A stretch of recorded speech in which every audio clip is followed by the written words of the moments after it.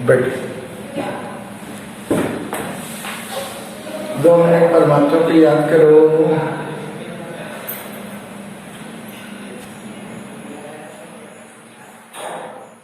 अच्छा, ओम शांति। अच्छा, ये बताइए किसको किसको नंबर अच्छा लेना है? सबको? तो मंत्र आज मैं नहीं बताऊंगा, नंबर अच्छा लेने का। फिर दूसरे दिन आप लोग पूछेंगे कि नंबर कैसे में और अच्छा मिलेगा, तब वो मंत्र बताएंगे। सभी अच्छा नंबर लेने के लिए प्राप्त है, लेकिन उस समय और टाइप करने के लिए मंत्र है, और ये प्रैक्टिकल भी किए, कारगर हो रहे हैं। तो आप लोग करेंगे? अच्छा, करेंगे तो कोई बात नहीं। क्या ये बता दो, बताओ भाई। आज बता दो। अच्छा, पक्का? लेकिन शर्त ये है, अनुकरण करेंगे तब हम बताएंगे, नहीं तो नहीं करेंगे। अनुकरण? Yes sir. हाँ, अनुकरण करेंगे तो क्या है, जब भी आप पढ़ना चालू करेंगे परमात्मा का सहयोग, 2 मिनट 2 सेकंड परमात्मा को स्वीकार कर लेंगे और उसके बाद पढ़ना चालू करेंगे। मंजूर है? मंजूर है? Yes sir. हाँ, और परीक्षा में जाएंगे तब के बाद आगे बताएंगे, लेकिन अभी पढ़ने के लिए कम से कम पढ़ाई चालू करेंगे तो 2 मिनट परमात्मा को 2 सेकंड 2 मिनट आप ख्याल करना और उसके बाद पढ़ना। देखो कैसे मजा रहे, बात समझ में नहीं आएगी, निश्चित रूप से बात समझ में आएगी और निश्चित रूप से अच्छा नंबर मिलेगा। तो कल बोले थे आप लोगों को, क्या बोले थे? हरिवंश राय जी का परिचय। अच्छा, हरिवंश राय बच्चन जी का परिचय पढ़ाएंगे बोले थे। सब जानते हैं, कैसे जानते हैं? अधिकतर जानते हैं, जो फिल्म नहीं देखते हैं वो भी जानते हैं। आप लोग तो फिल्म देखते हैं, खैर कोई बात नहीं, फिल्म देखे या न देखे, फिल्म का बात इसलिए आ गया क्योंकि ये हरिवंश राय बच्चन किनके पिता हैं? अमिताभ बच्चन। हाँ, अमिताभ बच्चन जो अभी मशहूर एक्टर है, उनके पिताजी हैं। और इनकी क्या खासियत है, आज इनका परिचय सुनेंगे। अमिताभ बच्चन का परिचय आप लोग अच्छी तरह से जानते हैं। अभी अभी कोरोना वायरस से उन्होंने क्वारंटाइन में रह के घर वापस आएंगे। अभी आया है कि वापस कुछ दिन पहले आ गए, स्वस्थ हो गए हैं, बताने की आवश्यकता नहीं, सब जानते हैं। तो उनके पिताजी के बारे में आप सुनेंगे। हरिवंश राय बच्चन जी का जन्म हुआ था 27 नवंबर 1907 ईस्वी को इलाहाबाद को, और किन नामों से जाना जाता है? प्रयागराज, शाबाश, उत्तर प्रदेश में हुआ था। आपने इलाहाबाद विश्वविद्यालय से अंग्रेजी विषय में स्नातकोत्तर की उपाधि प्राप्त करके सन 1942 से 1952 तक इसी विश्वविद्यालय में प्राध्यापक पद पर कार्य किया। आपने कैम्ब्रिज विश्वविद्यालय इंग्लैंड से पीएचडी की उपाधि प्राप्त की थी। आप आकाशवाणी के साहित्यिक कार्यक्रमों से संबद्ध रहे। तदुपरांत विदेश मंत्रालय में हिंदी विशेषज्ञ भी रहे। आपको राज्यसभा के मनोनीत सदस्य सन 1976 में पद्म भूषण एवं 2 चट्टाने नामक आपकी रचना पर साहित्यिक अकादमी पुरस्कार से सम्मानित किया गया।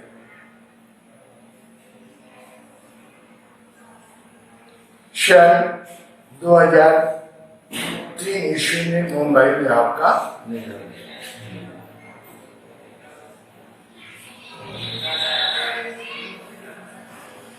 ये तो देखा पैदाइश क्या हुआ था, किशन में हुआ था, किशन में मृत्यु ली और कौन कौन से उपाधि से नवाजा गया था।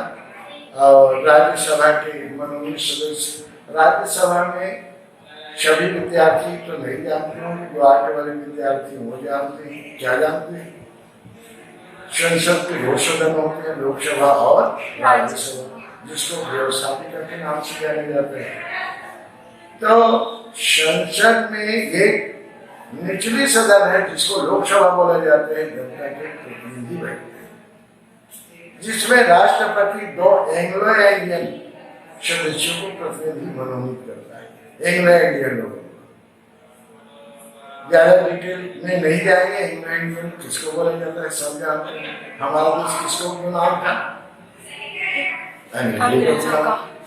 तो अंग्रेज यहाँ से छोड़कर चले गए, लेकिन सभी छोड़ के नहीं गए, कुछ रह बस गए।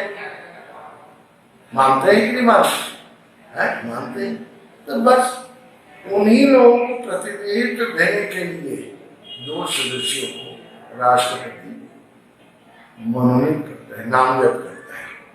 और राज्यसभा में राष्ट्रपति को 12 सदस्यों को मनोनीत करने का अधिकार है। ये 12 सदस्य क्या है?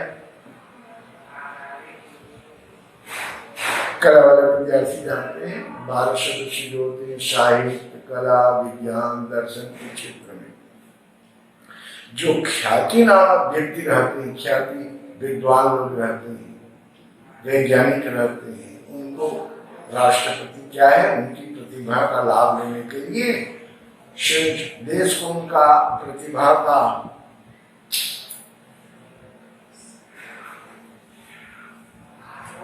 लाभ देने के लिए राष्ट्रपति क्या मनोनीत करते हैं। तो ऐसे इनको अवसर प्राप्त हुआ था। ठीक है, अब देखेंगे रचनाएं कौन कौन सी इन्होंने रचनाएं। एक तो मधुशाला है, मधुबाला, मधु कलश, निशान मंत्र, एकांत संगीत, आकुल अंतर, मिलन यामिनी, आकुल अंतर मिलन यामिनी, शतरंगणी, आरती और अंगारी, नए पुराने झरोखे, टूटी फूटी कड़िया, ये काव्य संग्रह है। क्या ढूंढूं क्या याद करूं, नींद का निर्माण की, बसेरे से दूर, 10 द्वार से सोपान तक, ये आत्मकथा 4 खंड का है। 10 द्वार से सोपान तक, हेमलेट, जनगीता, मैकबेथ, ये अनुवाद है। एवं प्रवासी की डायरी आपकी प्रमुख रचना है। आपका संपूर्ण वाङ्मय वचन ग्रंथावली के नाम से 10 खंडों में प्रकाशित है। ये लिखा आपकी हरिवंश राय बच्चन की जो प्रमुख रचना है, इनके बारे में आप लोगों ने सुना। अब देखेंगे इनकी काव्य की क्या विशेषता है, सुनेंगे। अच्छा सुनिए। हरिवंश राय बच्चन जी हालावाद के जनक एवं सर्वश्रेष्ठ कवि। हालावाद आप हिंदी साहित्य के इतिहास को 4 भागों में बांटा गया है। पहला आदिकाल, दूसरा भक्ति काल, तीसरा रीति काल, चौथा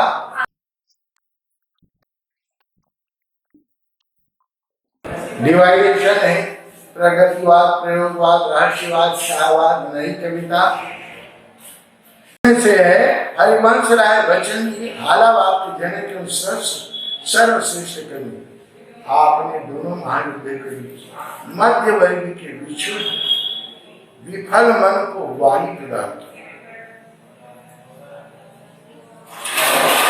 सभी जानते हैं अभी तक विश्व में कितने महायुद्ध हो गए? 2। ये दोनों युद्धों के बीच मध्य वर्ग के जो विक्षुब्ध विफल मन को वाणी प्रदान की इनकी कविता में। आपने छायावादी लाक्षणिक वक्रता के बजाय शीलिशाली जीवंत भाषा एवं संवेदनशील शैली में भावाभिव्यक्ति की,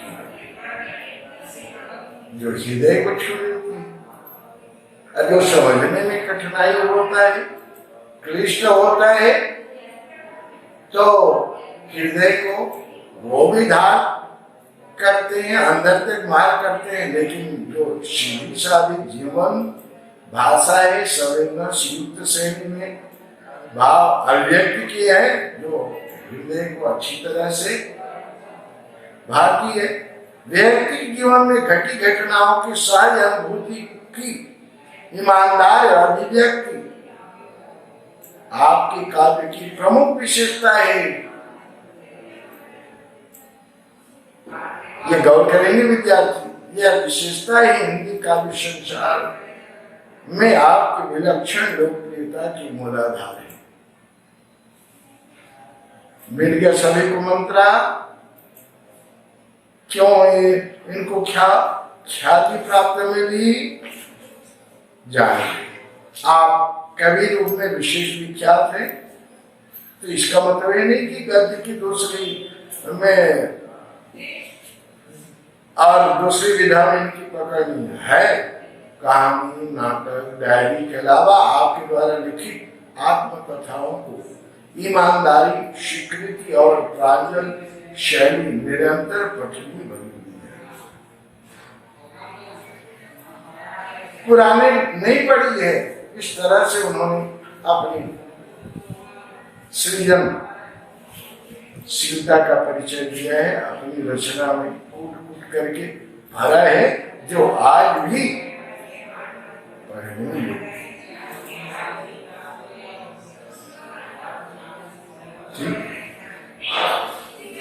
ठीक।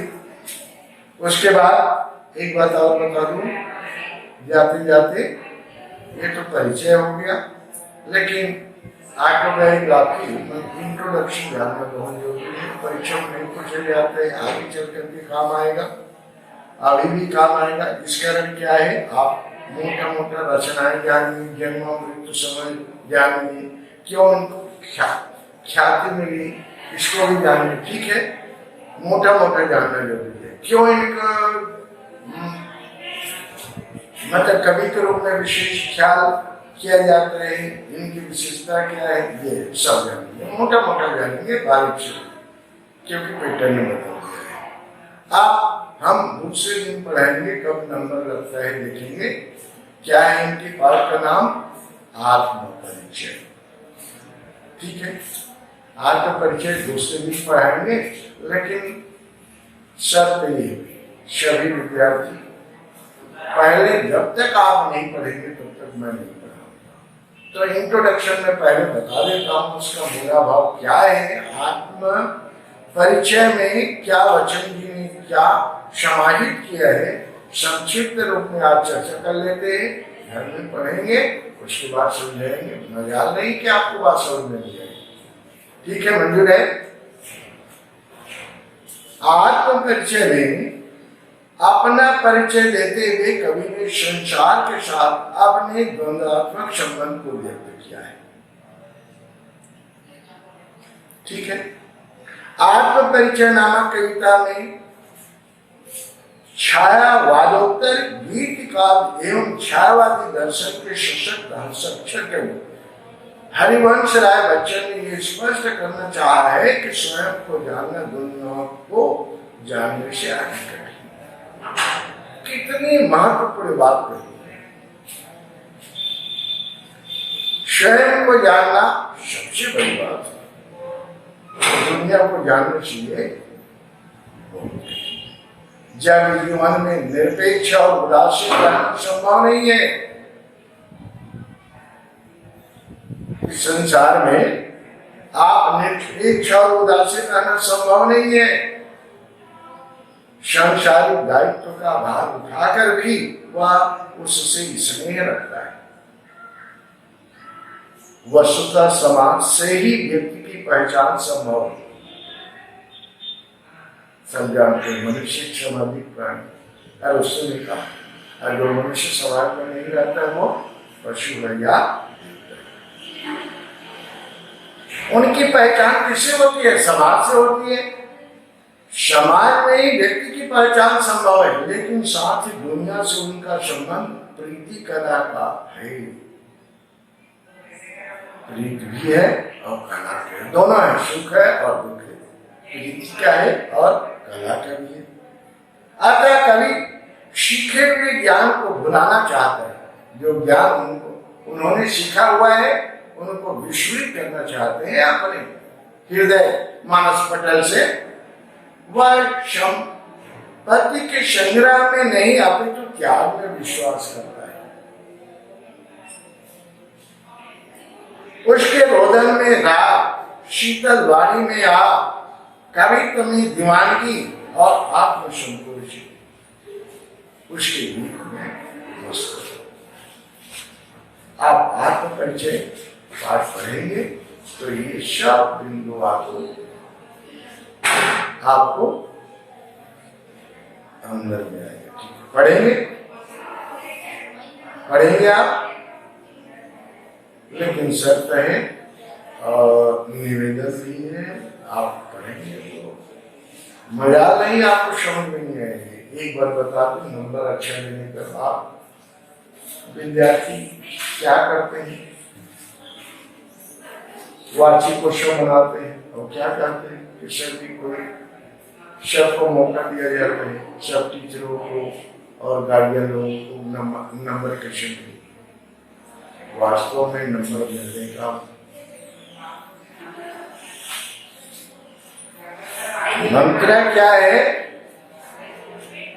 आप जो भी विशेष शिक्षक देते जा रहे हैं उनको अक्षरशः सुनते जाइए, अनुसरण करते जाइए।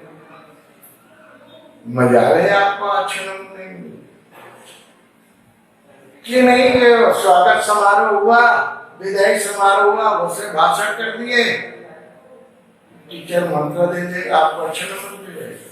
नहीं, हम तो वैसे विश्वास नहीं करते, मेहनत पर विश्वास करते हैं। तो आप जो भी टीचर आपको निर्देशित करते हैं, आप लिखिए, अनुकरण करते जाइए, होमवर्क करते जाइए, उसको पढ़ते जाइए।